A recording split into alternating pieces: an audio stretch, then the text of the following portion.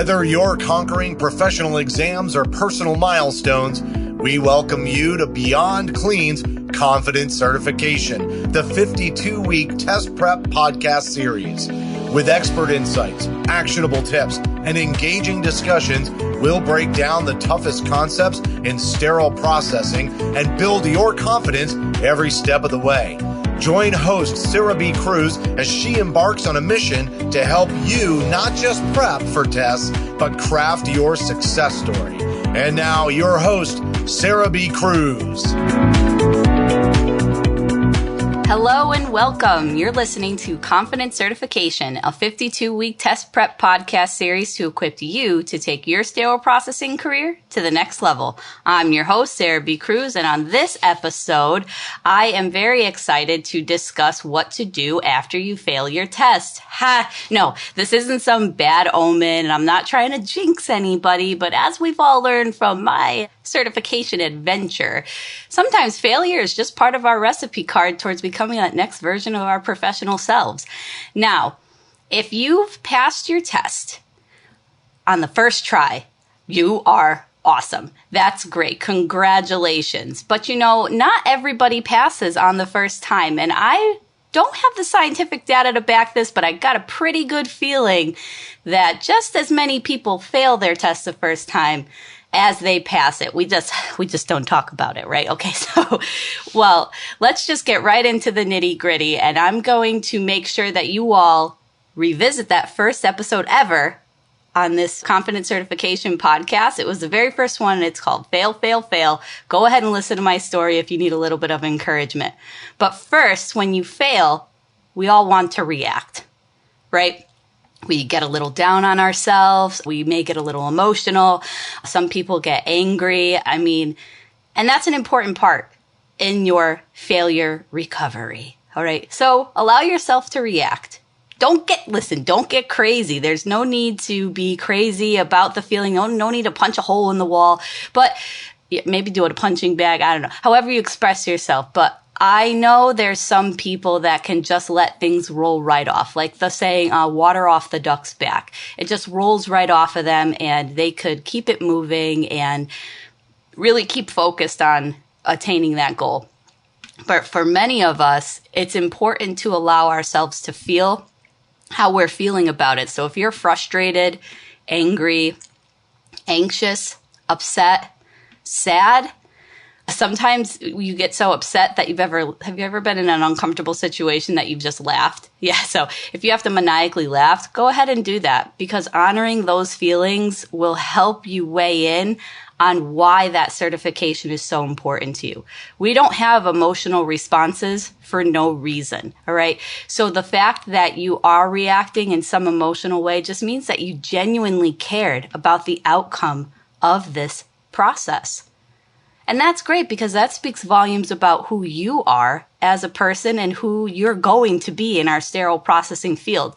And I will always take the person that is personally invested in making themselves better for the sake of our patients' safety anytime in the sterile processing industry. So before we move on to what to do next in our failure recovery protocol, let's take a quick break and hear from our sponsors.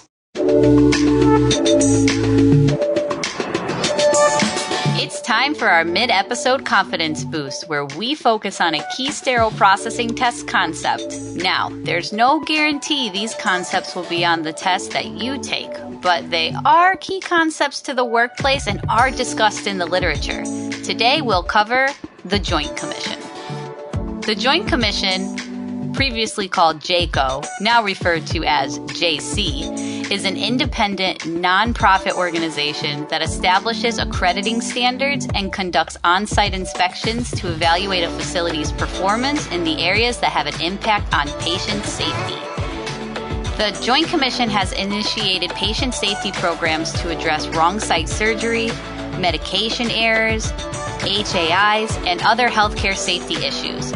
To maintain its accreditation and receive payments from insurance companies like the U.S. Center for Medicaid and Medicare Services, a healthcare facility must pass the Joint Commission inspection. When a facility passes a Joint Commission inspection, it's accredited for the period of 3 years. Now, sometimes they'll announce their visits, but typically they're doing unannounced visits to all parts of the healthcare facility.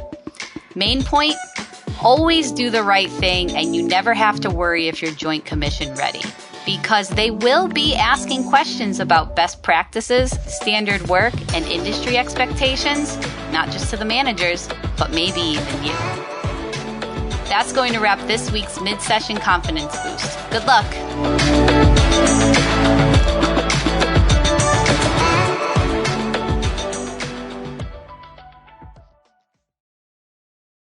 Hello, everybody, and welcome back. Today we are talking about our failure recovery process. And again, I'm not trying to jinx anybody. And if you're just joining us now, I put it right out there. No jinxies.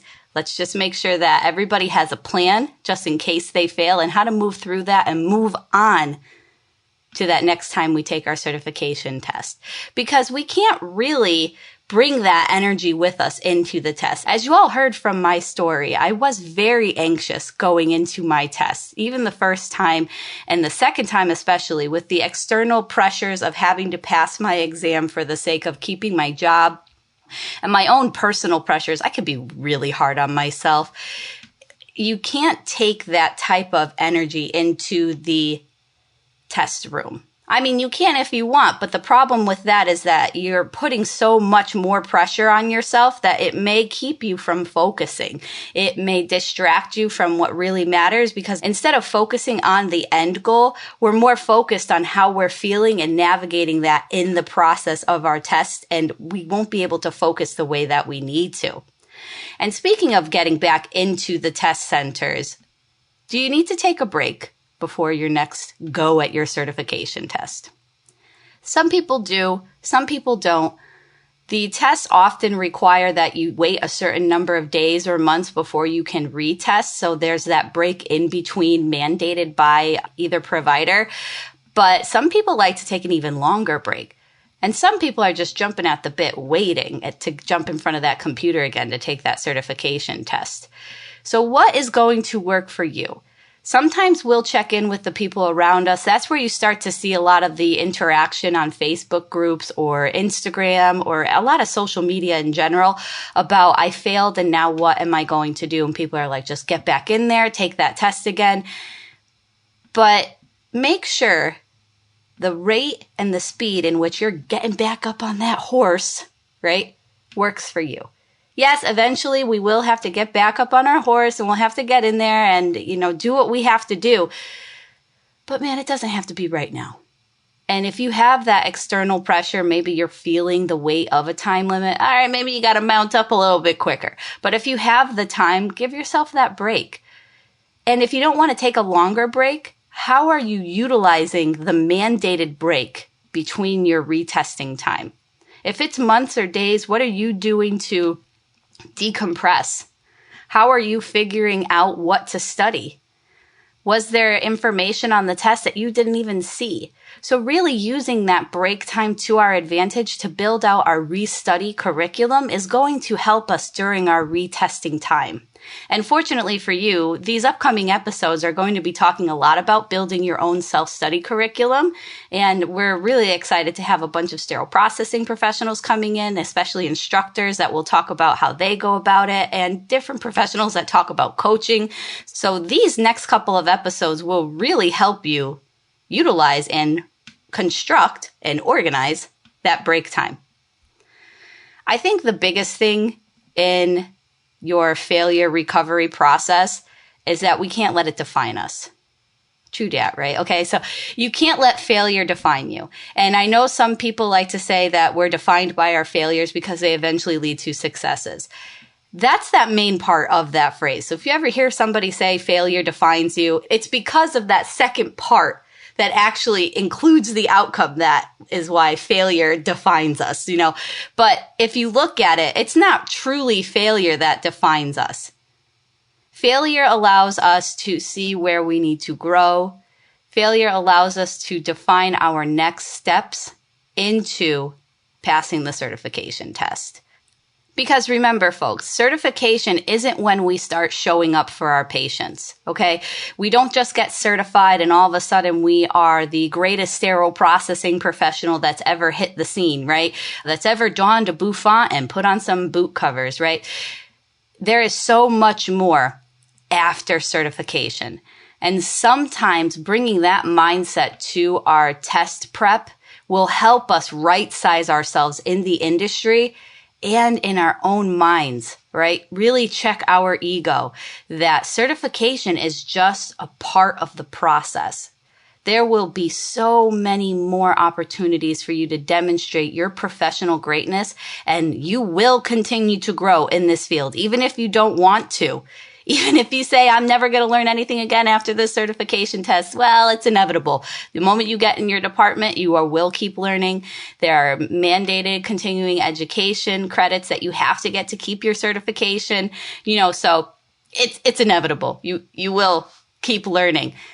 But it's important to remember that certification merely acts as the foundation on which we will build our experience on.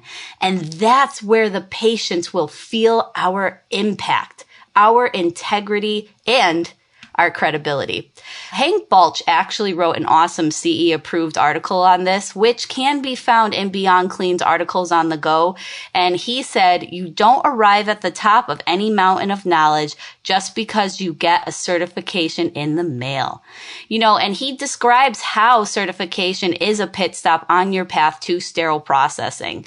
So if you're looking for more information on why certification may just be the entry point to your professional greatness, go ahead and check out these articles that Beyond Clean offers. And Hank Balch is a phenomenal writer.